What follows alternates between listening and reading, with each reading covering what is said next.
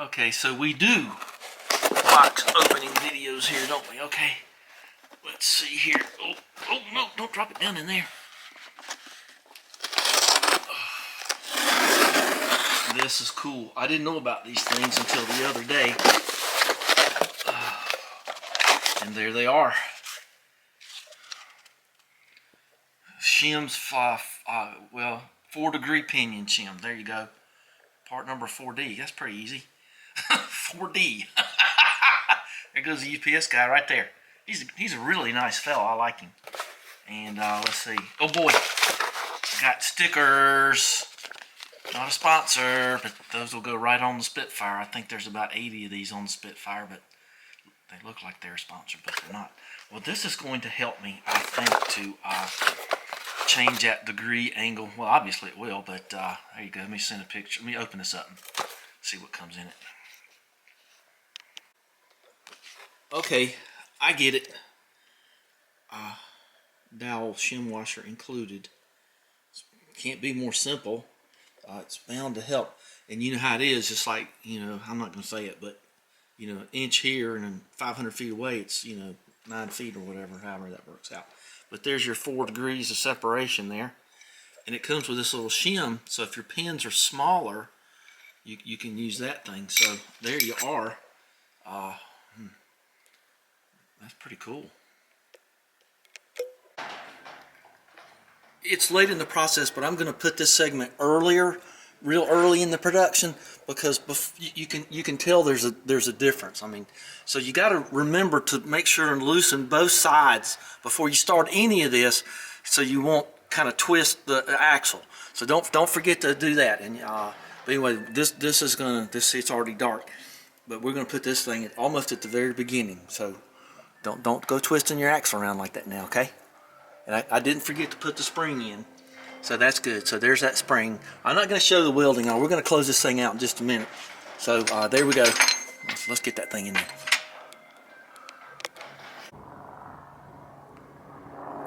I have to say, that looks pretty good.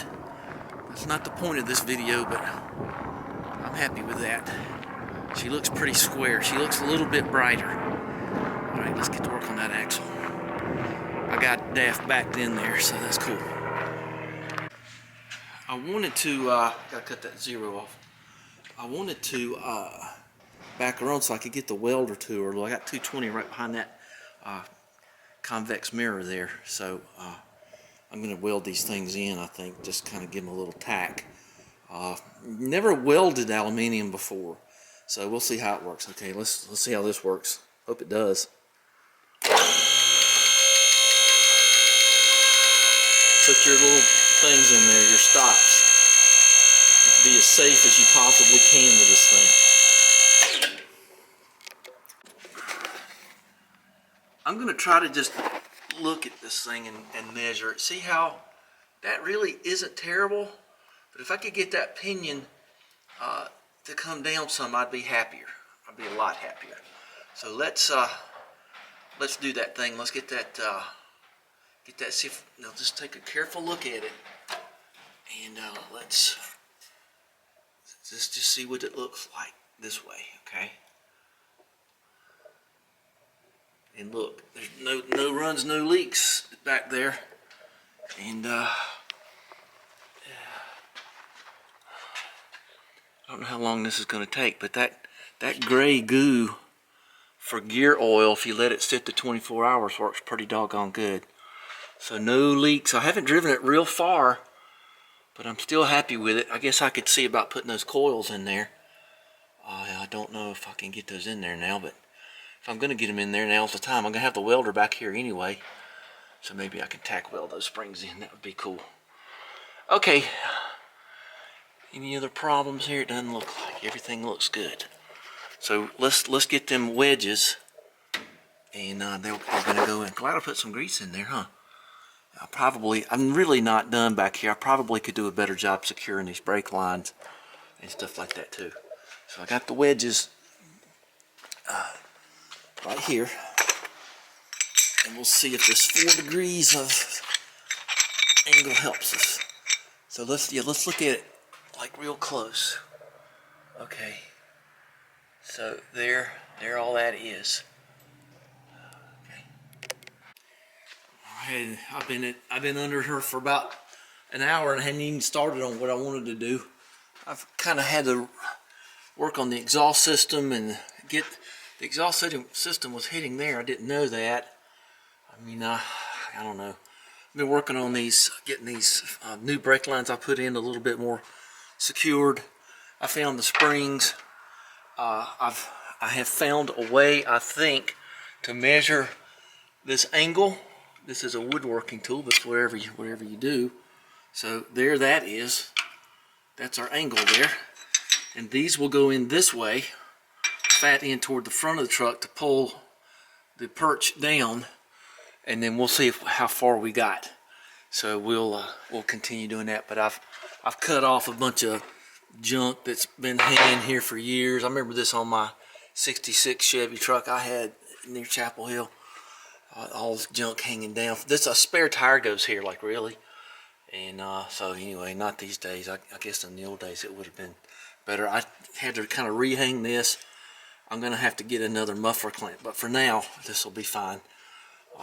If we're going back and forth to the dump, I think I'll be okay. Yeah, somebody broke that thing. I don't have a clamp big enough. Okay, so let's pull these off one at a time.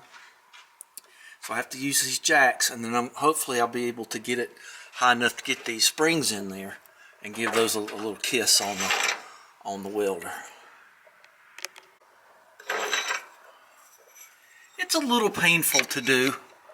I think I might have to cut some of this off though to get it to go. Some of the sides off. Yeah. I'm gonna have to trim them a little bit. Oh, that's always something, isn't it? So I don't think very much though. And this is aluminum. It'll gum up your works, but I don't think it's too bad. But I've got a gap going here pretty good. It's a little painful, but not terrible.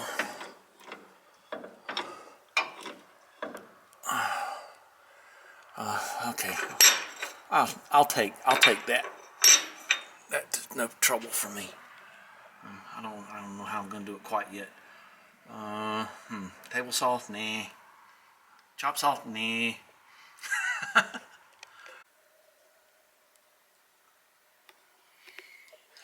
Got her in the vise, ready to chop off a little bit. A couple of millimeters. It's not going to be a precise science here. So I'm glad that it's going to be tight against the U-bolt. So I wasn't afraid of it being floppy, blah, blah, but I was a little afraid of it being shaking around in there.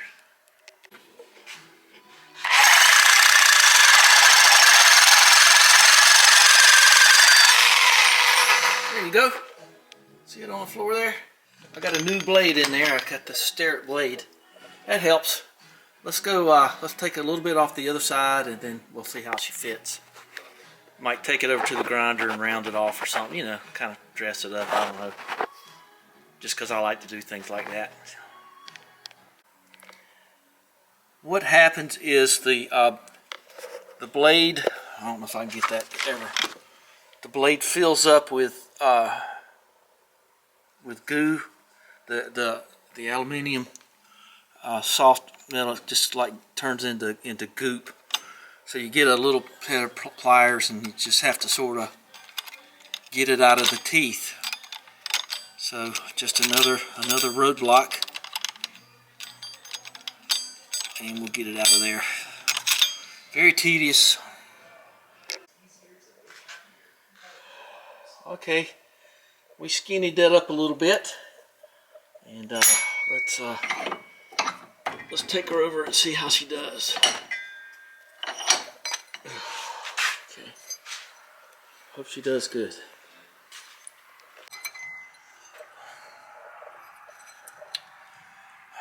Okay, so I've got that spread out enough up there, and she slips right in, and I can feel it contacting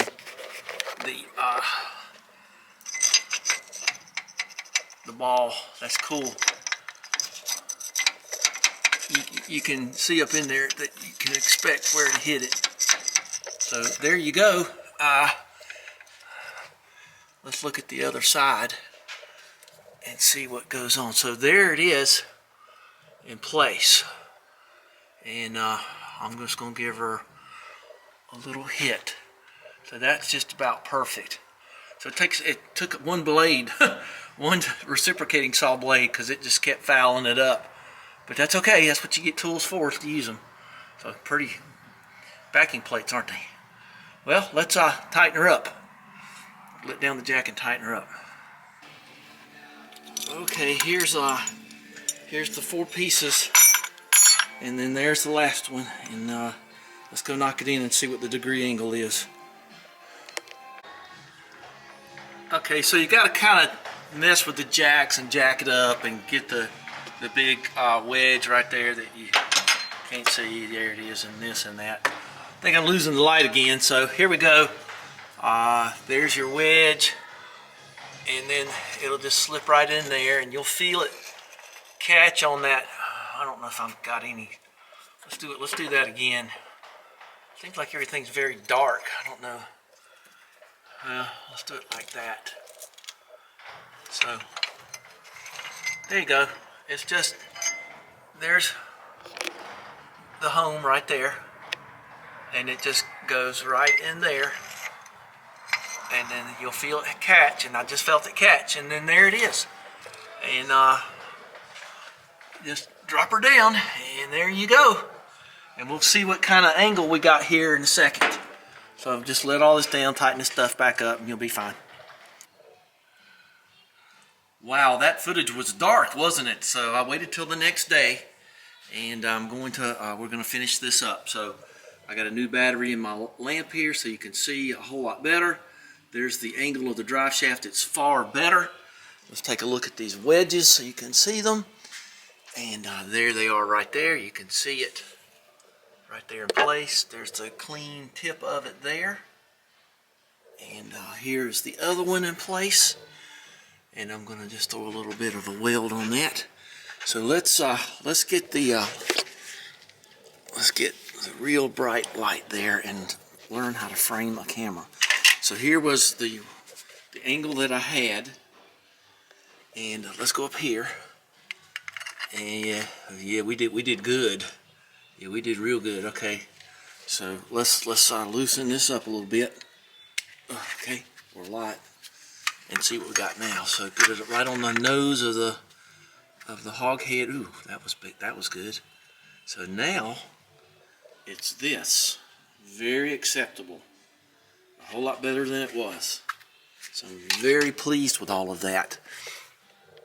So I'm going to look around for my own well-being. And that already broke for some reason. I don't know. That's okay.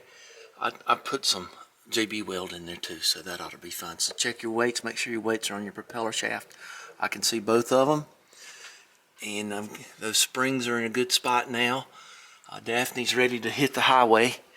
The highway not built after 1957. So that would be something about 45 miles an hour. I did find another muffler clamp, and I got that good and solid. This is good and solid.